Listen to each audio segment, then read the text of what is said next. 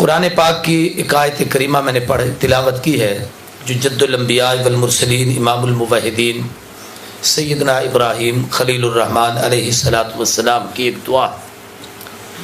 سیدنا ابراہیم کے متعلق آتا ہے کہ سئلان ابراہیم کیف کنت خلیلا، سیدنا ابراہیم سے پوچھا گیا کہ آپ اللہ کے خلیل اور دوست کیسے بنے، تو فرمایا بذلت نفسی للنیران ولدی للقربان مالی للزیفان قلبی للرحمن انا خلیل الرحمن. فرمایا میرے رب نے میرا امتحان لیا، اللہ نے کہا خلیل جان پیش کر، میں نے آگ پہ پیش کی، مال پیش کر مہمانوں پہ قربان کیا، وطن پیش کر میں نے گھر بار چھوڑ دیا، اولاد پیش کر بچے کی گردن پہ چھری رکھ دی، دل پیش کر مخلوق سے تعلق توڑ کے خالق سے جوڑ دیا. بھائی نعرے نہیں، نعرے تھوڑے، میری باتوں کو خدا کے لیے سنے، وقت نہیں ہے. میں آنے والے مہمان کا احساس مجھے زیادہ ہے، وہ ہمارے مختوم ہیں، ان کی جو نسبت ہے وہ اس قدر ہے کہ اس نسبت کے صدقے ہم جیتے ہیں. توجہ سے میری بات کو سمجھیں. حضرت ابراہیم علیہ السلام نے فرمایا اللہ نے میرا امتحان لیا، امتحان کے بعد مجھے اپنا خلیل بنایا.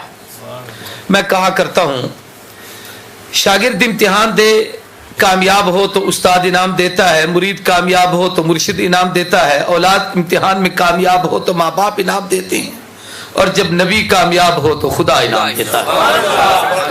امتحان کے انعام کے دو طریقے ہوتے ہیں. ایک یہ ہے کہ باپ نے جیب سے پیسے نکالے، بیٹے کو کہے کبھی تم نے بہت اچھی پڑھائی کی، محنت کی، امتحان دیا، یہ لے تیرا انعام. ایک یہ ہے کہ تو نے مجھے خوش کیا، تو بتا تجھے کیا دوں. اللہ نے خلیل کو دونوں انعام دیے. ایک انعام رب نے اپنی مرضی سے کہا انی جاعلک للناس اماما، اور دوسرا کہا تو مانگ میں دینا چاہتا ہوں. اور جب کہا کہ تیری مرضی پہ دینا چاہتا ہوں تو علماء نے لکھا ہے کہ حضرت ابراہیم خلیل اٹھے اور دونوں ہاتھ کعبے کی چوکٹ پہ رکھے اور سر سجدے میں ڈالا. میرے آپ جیسا کوئی ہوتا تو کہ شاید دولت مانگتا، شہرت مانگتا، دنیا مانگتا، مال و متاع مانگتا، لیکن خلیل نے کیا مانگا؟ کعبے کی چوکٹ پہ سر سجدے میں ڈال کر وہ چیز مانگی جو یوں کہہ دوں تو بے جانی کہ خدا کی ساری خدائی میں وہ ایک ہی تحفہ تھا. کیا مانگا؟ کہا اللہ ربنا وبعث فیہم رسولا، عرش والے تیرا گھر بنایا ہے، آبادی کے لیے پیغمبر عطا کر، مکان بنایا ہے، مکین عطا کر، بیت اللہ بنایا ہے، رسول اللہ عطا کر، مدرسہ بنایا ہے، مدرس عطا کر، درسگاہ بنائی ہے، معلم عطا کر، ادارہ بنایا ہے، محتمم عطا کر، بیت اللہ بنا دیا ہے، رسول اللہ عطا کر. خلیل کی دعا اللہ نے قبول فرمائی اور اپنے محبوب عطا فرمایا. توجہ فرمایا. بس یہ باتیں دو تین ہیں مختصر سی، اور اگلی دو باتیں عرض کرنا چاہتا ہوں. یہاں ایک بات یہ بھی ذہن میں رکھے کہ ابراہیم اللہ کے خلیل ہیں اور ہمارے آقا اللہ کے حبیب ہیں. خلیل بھی دوست کو کہتے ہیں اور حبیب بھی دوست کو کہتے ہیں، مگر فرق کیا ہے؟ علماء نے لکھا ہے خلیل اس یار کو کہتے ہیں جس سے پیار میں سب کچھ لے لو، اور حبیب اسے کہتے ہیں جسے پیار میں سب کچھ دے لو. خلیل تو خلیل ہے، جان پیش کر، خلیل ہے مال پیش کر، خلیل ہے وطن پیش کر، خلیل ہے اولاد پیش کر، اور جب محبوب کی باری آئی تو میرا محبوب ہے، ہاتھوں کو اکٹھا کر، آسمان پہ بادل جمع کروں گا، تو چہرے پہ پھیر، میں می برساؤں گا، تو انگلی سے اشارہ کر، میں چاند کو ٹکڑے کروں گا، تو درختوں کو اشارہ کر، زمین کو چیر کے تیرے قدموں میں لاؤں گا، تو بکری پہ ہاتھ پھیر، دودھ سے بھر دوں گا، تو کنکروں کو ہاتھ میں پکڑ، میں کلمہ پڑھا دوں گا، تو کعبے کی چوکٹ کو پکڑ کر دعا مانگ، میں عمر کو کلمہ پڑھا کے تیرے قدموں میں بھجوا دوں گا، تو ہاتھ اٹھا ابو ہریرہ کی اماں کو کلمے کی دولت سے مالا مال. باتیں تو بہت ساری کہنے کی ہیں، لیکن سوچنے والی بات یہ ہے کہ خلیل نے اللہ سے اللہ کا محبوب مانگا. کیا مانگا بھائی؟ سارے بولو اللہ کا. بڑے پڑھے لکھے سمجھدار صاحب علم و کمال اور یقیناً یورپ کی دنیا کے زیرک لوگ بیٹھے ہو، دنیا میں کوئی اپنا محبوب بھی کسی کو دیتا ہے؟ آدمی کہتا ہے سب کچھ لے، میرے یار کا نام نہ لے، سب چیز حاضر ہے، محبوب نہیں دیتا. بھئی میں اور آپ تو کسی کو نہیں دیتے، خلیل اللہ سے مانگ رہا ہے، رب کیسے دے دے گا؟ یہاں تو کوئی محبوب نہیں دیتا، اللہ کیسے اپنے محبوب دیں گے؟ تو لکھنے والوں نے کمال کی باتیں لکھی ہیں کہ بعض دفعہ یوں ہوا کرتا ہے، خلیل نے کہا اللہ جو کچھ میرے پاس تھا، جو مجھے پیارا تھا، سب کچھ تجھے دیا ہے۔ جان مجھے پیاری تھی، تو نے مانگی دے دی، مال پیارا تھا مانگا دے دیا، وطن پیارا تھا مانگا دے دیا، اولاد پیاری تھی مانگی دے دی، سب کچھ دے دیا ہے۔ اب تو نے خود ہی تو کہا ہے نا کہ مانگ، تو جب تو نے خود کہا ہے تو بڑا وعدہ عہد کرنے والا رب ہے، اس لیے اب میں وہ تجھ سے مانگتا ہوں کہ سودا ہی کر، میری ہر پیاری چیز تیرے حوالے، تیرا پیارا میرے حوالے۔ ربنا وبعث فیہم رسولا، یہاں سے علماء نے کئی مسئلے نکالے ہیں، ان میں سے ایک دو مسئلے عرض کرتا ہوں، اس آیت پر گفتگو نہیں ہوتی، وہ پھر کبھی کریں گے۔ ایک مسئلہ اس میں سے یہ ہے کہ آدم سے عیسیٰ تک سب بن مانگے آئے، اور جب حضور کی باری آئی تو خلیل نے کعبے کی چوکٹ کو پکڑ کر مانگا۔ اللہ سمجھانا اور سکھانا یہ چاہتے ہیں کہ دنیا والوں، میرا محبوب اتنا سستا نہیں کہ تمہاری گلی کوچوں میں آ جائے۔ جب تک راتوں کو رو رو کے، جان دے کے، مال دے کے، وطن دے کے، اولاد مانگ دے کے، کعبے کی چوکٹ کو پکڑ کر، اور ایسے نہیں کعبے جیسا مکان بنا کے جس کا معمار خلیل اللہ ہو، جس کا مزدور ذبیح اللہ ہو، جس کا منتظم خود اللہ ہو، جس کا گھر ہے اس گھر کا نام کعبۃ اللہ ہو، جس کو آباد کرنے کے لیے رسول اللہ ہو، جس کا نصاب تعلیم کلام اللہ ہو، اور ایسی جب مقدس جگہ کا انتخاب کیا، پہلے اللہ نے وہ گھر بنوایا، پھر محبوب کو مانگنے کا کہا، بن مانگے نہیں دیا، خلیل نے سب کچھ دیا تب محبوب دیا۔ اشارہ اس طرف ہے کہ میرا یار اتنا سستا نہیں تمہاری گلیوں میں آ جائے، جب تک خلیل نے سب کچھ دے کے مانگا نہیں دیا، میں نے بھی نہیں ہے۔ دوسرا مسئلہ ایک اور سمجھایا گیا، ربنا وبعث فیہم رسولا، اس دعا نے ایک اور مسئلہ سمجھا۔ تصور کی دنیا میں ذرا قاری تصور صاحب بھی بیٹھے ہیں، چلو آپ بھی تصور میں بیٹھے ہیں، تصور کے ساتھ ایک تصور میں آ جائیں کہ اے اللہ تیرا آنے والا محبوب انسانوں میں آئیں گے، جنوں میں آئیں گے، فرشتوں میں آئیں گے، یا کسی اور مخلوق میں آئیں گے؟ اللہ نے فرمایا میں نا انصاف نہیں، راتوں کو رو رو کے مانگے خلیل دوں جبریل کو، مجھے منصف کون کہے گا؟ اس لیے انصاف کا تقاضا ہے کہ جس نے مانگا ہے انہی میں سے بھیجوں گا۔ اس لیے محبوب نے فرمایا میرے رب نے جب مجھے بھیجنے کا فیصلہ کیا تو اللہ تبارک و تعالیٰ نے پوری کائنات میں مجھے فرشتوں میں نہیں بھیجا، جنوں میں نہیں بھیجا، حضرت انسان کا انتخاب کیا، انسانوں میں انبیاء کا انتخاب کیا، انبیاء میں خلیل کا انتخاب کیا، خلیل کے دو بیٹوں میں جو دعا کے وقت موجود تھے اسماعیل کا انتخاب کیا، ان میں بنو کنانہ کا انتخاب کیا، ان میں بنو قریش کا انتخاب کیا، قریشوں میں بنو ہاشم کا انتخاب کیا، ہاشموں میں عبد المطلب کا انتخاب کیا، عبد المطلب کے 10 بیٹوں میں عبداللہ کا انتخاب کیا، عبداللہ کے گھر محمد الرسول اللہ کا انتخاب کیا۔ یہاں ایک مسئلہ اور بھی چھوٹا سا سمجھا دیا کہ محبوب تو یہاں آ، تجھے گھر گھر در در جانے کی ضرورت نہیں ہے۔ عقیدے کی باتیں ہیں اس لیے میں عرض کر رہا ہوں، میرے ذمہ تھا کہ کچھ عقیدے پر باتیں کروں، اس لیے سارے عقائد بیان کر رہا ہوں۔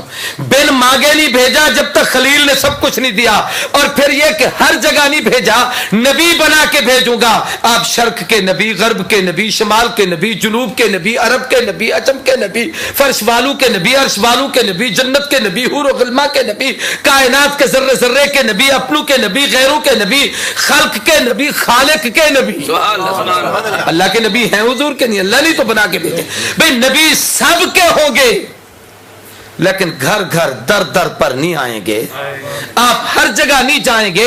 محبوب تو یہاں آ جہاں خلیل نے مانگا ہے، میں پوری کائنات کو تیرے قدموں میں بھیجوں گا۔ ابو بکر بنو تمیم سے چل کے حضور کے قدموں میں، عمر بنو عدی سے چل کے آقا کی غلامی میں، عثمان بنو امیہ سے اٹھ کر حضور کے قدموں میں، علی بنو قریش سے چل کر آقا کی غلامی میں، سلمان فارس سے اٹھ کر حضور کے قدموں میں، جبریل سدرہ سے اتر کر حضور کے قدموں میں، علی بنو قریش سے چل کے حضور کے قدموں میں، سلمان فارس سے اٹھ کر حضور کے قدموں میں، ابو ہریرہ یمن سے آ کر آقا کی غلامی میں، جناب والا جبریل سدرہ سے اتر کر حضور کی غلامی میں۔ قرآن کلام رب کا ضرور ہے پر لوح محفوظ سے اتر کر جہاں محبوب وہاں قرآن۔ آقا مکے میں قرآن مکی بن کے آئے، آقا مدینے میں قرآن مدری بن کے آئے، تاکہ سب کو سمجھ آئے کہ سارے نبی کے در پہ نبی سب کو لے کے خدا کے طرف۔ یہاں ایک چھوٹا سا مسئلہ اور بھی سمجھ آیا۔ مجھ سے پہلے حضرت علامہ صاحب بھی اور ابھی جو حضرت قاری صاحب بھی ادب اور بے ادبی کے حوالے سے بڑی پیاری پیاری باتیں کہہ رہے تھے۔ ان میں سے ایک بات چھوٹی سی عرض کرتا ہوں، تفصیل کا وقت نہیں. گفتگو میں بھی ادب کا لہجہ رکھنا چاہیے. اپنے سے بڑے کا ادب اسلام نے سکھایا ہے. اور یہ یاد رکھو، ادب چھوٹے کے ذمے ہے کہ بڑے کا کرے، بڑے کے ذمے نہیں کہ چھوٹے کا کرے. بیٹا پابند ہے باپ کے ادب کا، شاگرد پابند ہے استاد کے ادب کا، مرید پابند ہے مرشد کے ادب کا. باپ پابند نہیں کہ بیٹے کو علامہ صاحب کہے. تو چھوٹا ہے بڑے کے ادب کا پابند. یاد رکھیے، پوری کی پوری رب کی مخلوق میرے محبوب کے سامنے شان، مقام، مرتبہ، عظمت کے لحاظ سے چھوٹی ہے، آقا سب سے بڑے. اس کی تفصیل پھر کبھی یا کسی جگہ ہم اکٹھے ہوں گے مختلف مقامات پر تو میں اس ادب پر ساری تفصیلی گفتگو کروں گا. لیکن جو بات اب یہاں کہتا ہوں وہ یہ ہے، ہر چھوٹے پہ بڑے کا ادب لازم ہے تو ہم سب پہ حضور کا ادب لازم ہے. اور ادب میں دو چیزوں کا خاص خیال کرنا چاہیے. ایک تو یہ ہے کہ بڑے کو نام لے کر پکارنا بے ادبی. اور یاد رکھو سب سے بڑا کون ہے؟ نہیں. اللہ اکبر. سارے کو اللہ سب سے، جو سب سے بڑا ہے اور کسی کا پابند نہیں، اس کو پابند کہنا بھی کفر ہے، اس لیے کہ اللہ ہر قسم کی پابندیوں سے پاک ہے. تو جو کسی کا پابند نہیں وہ اپنے محبوب کا ایسے ادب کرے جیسے کوئی پابند ادب کرے. تو میرا سوال یہ ہے کہ جو پابند ہے وہ کیسے ادب کریں؟ اب بات کو ذرا سمجھنے کی کوشش کریں. جو پابند نہیں وہ اس نے جب ادب کیا تو یا ایھا النبی، یا ایھا الرسول، یا ایھا المزمل، یا ایھا المدثر، القاب کیسے کیسے خدا نے کیا تھا. حضرت رسول پاک کو قرآن میں جا بجا، طٰہٰ کہیں پکارا، یاسین کہیں کہا، حامیم کہیں والشمس والضحیٰ، صلاۃ اللہ کلام اللہ. جہاں دیکھا تو یہ دیکھا، اگر لکھا خدا دیکھا، محمد بھی لکھا دیکھا. دوسرا ادب یہ ہے کہ اپنے سے بڑے کے متعلق ایسا لفظ نہ کہو جس سے بے ادبی ظاہر ہو. مثلا باپ تو اپنے بیٹے کو کہہ سکتا ہے صبح میرے پاس حاضر ہونا. استاد اپنے شاگرد کو کہہ سکتا ہے کل تو حاضر نہیں تھا، کل تیری غیر حاضری کیوں تھی؟ استاد جی میں اب حاضر ہوں. لیکن شاگرد استاد کو نہیں کہہ سکتا کہ استاد جی آپ بھی میرے پاس حاضر ہوں نا. مرید نہیں کہتا مرشد کو کہ حضرت شیخ آپ میرے پاس ذرا حاضری دیجئے نا. تو یاد رکھو حضور کہتے ہیں جس کی خدمت میں جایا جائے، حاضر کہتے ہیں جسے اپنے پاس بلایا جائے. ہمارا عقیدہ ہے کہ ہمارے آقا حضور ہیں. سارے کو ہمارے آقا، سارے کو ہمارے آقا حضور ہیں. جب آقا حضور ہے تو جبریل حاضر ہے، آقا حضور ہے تو براق حاضر ہے، آقا حضور ہے تو قرآن آقا کے پاس حاضر ہے، آقا حضور ہے تو صدیق عمر عثمان علی طلحہ زبیر حاضر ہے. ارے آقا حضور ہے تو پوری امت مدینے میں روزہ اطہر پہ حاضر ہے، آقا حضور ہے تو سلام پڑھنے کے لیے سارے حاضر ہیں. تو آقا حضور ہے، پوری کائنات، بولو بولو، پوری کائنات. ارے بھائی اس سے بھی کوئی بڑا بے ادب ہوگا جو جبہ کبا پہن کے خود تو بن جائے حضور قطب عالم، حضور غزالی زمان، حضور راضی دوران، حضور علامہ فقط، اور نبی کو کہے حاضر. نہیں سمجھے میری بات؟ میری بات میں خود کو کہے میں ہوں حضور اور نبی کو کہے میرے نبی میرے سامنے الیاذ باللہ حاضر. اس سے بھی کوئی بڑی بے ادبی ہوگی کائنات میں؟ میں کہتا ہوں 7 سمندر نہا کر بھی وہ کلمہ پڑھے اس بے ادبی سے پاک نہیں ہو. أنا العبد الذي كسب الذنوب وصدته الأماني أن يتوب.